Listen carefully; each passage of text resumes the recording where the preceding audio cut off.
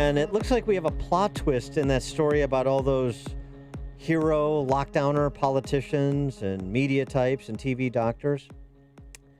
Report out yesterday that U.S. overdose deaths hit a record 93,000 in 2020, a 29% increase year over year. And you guys, I mean, if you think about it, it is the biggest increase in overdose deaths in the history of our country. And you know that most of them were caused because of the lockdowns and the isolations people felt. 21,000 more drug overdose deaths than in 2019 and 2020. And so, again, the conversation we had here from the outset was it's always going to be a question of trade-offs, lives versus lives, not lives versus money, as the lockdowners wanted to make it. Lives versus lives. And the damage continues to roll in. So after the fact, after all the fun and games and the hysteria and the virtue signaling, come the real-world consequences. For more on all things COVID-related from a medical perspective, pleased to be joined again by Dr. Alan Moy, who's the Vice President of the John Paul II Medical Research Institute. Dr. Moy, thanks for joining us. Appreciate it. Thank you. Thank you for having me. You're at the intersection of faith and science, and a recent piece that you wrote, and this is salient. We just talked to perhaps the most outspoken man of the cloth in the Western world, the Lutheran pastor from Calgary, Arthur Pawlowski. I mean, he's doing a tour of America to try to get American clergy to stand up and protect their houses of worship and serve the faithful. And we're having a hard time, at least we are in Chicago, with the Archdiocese here, getting them to do the same. You wrote that it's time to end COVID segregation at Mass.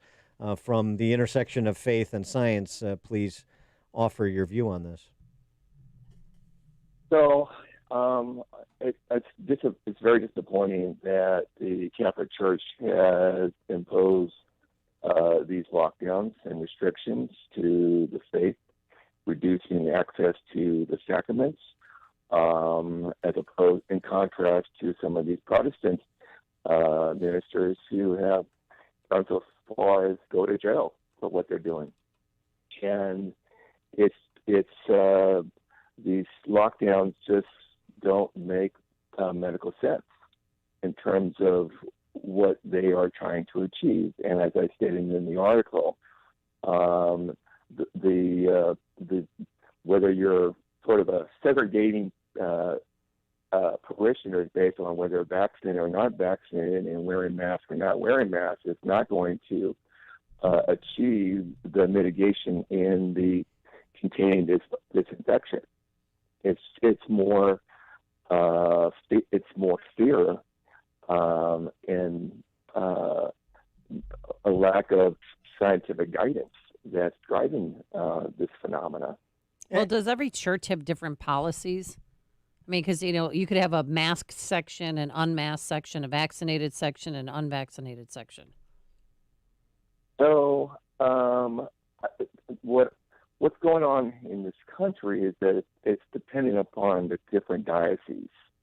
So I'm sure probably in Chicago you're probably seeing one extreme, and in Iowa, for example, different dioceses are imposing different guidelines, restrictions based on what the bishop is saying. So it's very varies between diocese and diocese, and so there's dioceses around the country who have no restrictions, but they're really asking them to have a sort of a taking masks and vaccines based on being honest with what people are doing. So if you're being vaccinated, let's say you don't have to wear a mask, and if you're unvaccinated, you should wear a mask. Well, that just seems absurd. Yeah, it doesn't do much for fellowship and the faith community. No. And look, it seems to me that, give your perspective on this, Dr. Moy, the Catholic Church, but also other denominations, it seems to me that this is a bit of a reflection of the schisms within these faith communities more generally between those who have decided to genuflect at the altar of leftism, to to use a term, as opposed to those who are interested in the Catholic faith, the Catechism, and Jesus Christ. It just seems that the social justice warriors and the rest of the parishioners in the Catholic setting, there's a schism there, and this is just another manifestation of that schism. Yes, I mean, as you probably are aware, is that the Catholic Church, Catholics are very heterogeneous. There are people who are very conservative. There are very others that are very liberal. There are others that are support abortion, and others that don't. There you do have this heterogeneity of different political and social backgrounds who are trying to influence policies in different dioceses. I want to get to your reaction to the science of this, because it sort of speaks to some of the silliness that you're hearing from men of the cloth, as well as public, as I said, public health TV doctors, and certainly politicians, as well as functionaries like the former Secretary of Health and Human Services, Kathleen Sebelius, on the vaccinations. We are in a situation where we have a wildly effective vaccine, multiple choices, lots available, free of charge, and we have folks who are just saying, I won't do it. I think that it's time to say to those folks, it's fine if you don't choose to get vaccinated. You may not come to work. You may not have access to a situation where you're going to put my grandchildren in jeopardy, where you might kill them, where you might put them in a situation where they're going to carry the virus to someone in a high-risk position. That's, I think, the point where we are. Is freedom is one thing, but freedom when you harm others, like secondhand smoke and issues that we've dealt with very clearly in the past. You can't drive drunk. You can drink, but you can't drive drunk because you can injure other people. Dr. Moy, what do you think? Vaccines, not getting vaccinated, the equivalent of a cancer patient refusing treatment, the equivalent of a secondhand smoke, the equivalent of driving drunk? Well, I have to listen to her. I would say the only thing I agree with her is that the vaccines are free. You agree that they're free, yes. Right. So it's the same talking points you hear everywhere among the Catholic Church hierarchy and mainstream media and politicians.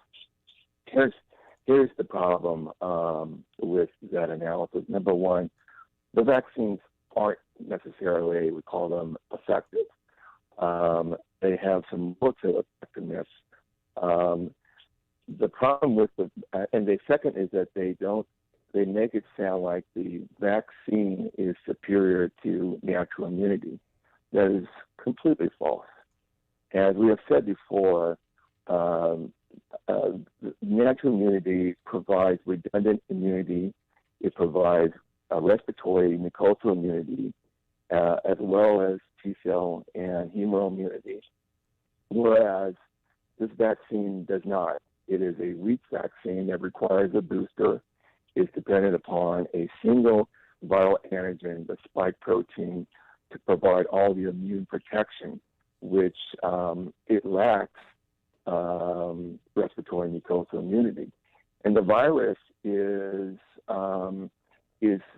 a highly genetically unstable virus that and this is not anything that lay people can do, but we have looked at the genetic code of all these variants, and what's changed among these variants is the genetic stability of the spike protein. Now, all the other viral antigens have a lot more conservation, And so the people who are been recovered from the COVID have natural immunity. They have redundant immunity, all these viral antigens.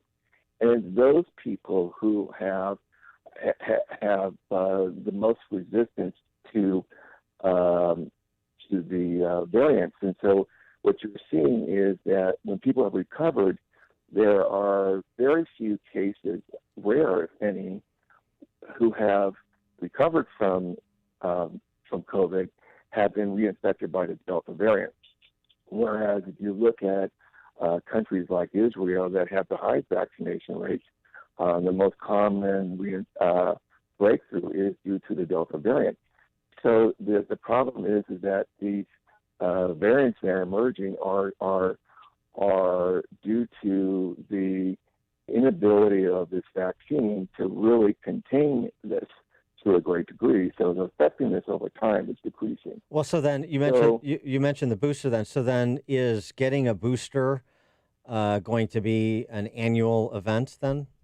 Like a flu shot? Well, I think there's going to be a lot of political and pharmaceutical pressure to do that. Mm-hmm. And as we mentioned in the last interview, if it's just going to be trying to identify another spike protein mRNA, well, I mean, that's just going to be a very ineffective strategy. And so you have to, if you really want to, and we've had a problem for 50 years coming up with an effective flu vaccine, because this influenza is an RNA virus that is constantly changing every year. And it's in the next year flu vaccine varies in terms of its efficacy, anywhere between 5 to 10% to as high as 60%. So it's just very, very difficult to contain RNA viruses that are highly unstable. And one can make the argument that these vaccines actually may accelerate variants, because the virus is trying to adapt to the pressure it's being imposed to them at the spike protein level. He is Dr. Alan Moy. He's a pulmonologist. He's also the vice president of the John Paul II Medical Research Institute in Iowa. Dr. Moy, thanks for joining us again. Appreciate it. You're welcome. Thank you. Thank you. And he joined us on our turnkey.pro answer line. The more you listen, the more you'll know. This is Chicago's Morning Answer. Morning Answer on AM 560. The Answer. When you're doing home improvement, it's all about who you can trust. Amy Jacobson here, and I have a great recommendation. You can trust these guys. Call Grumweedy. Oh, yeah.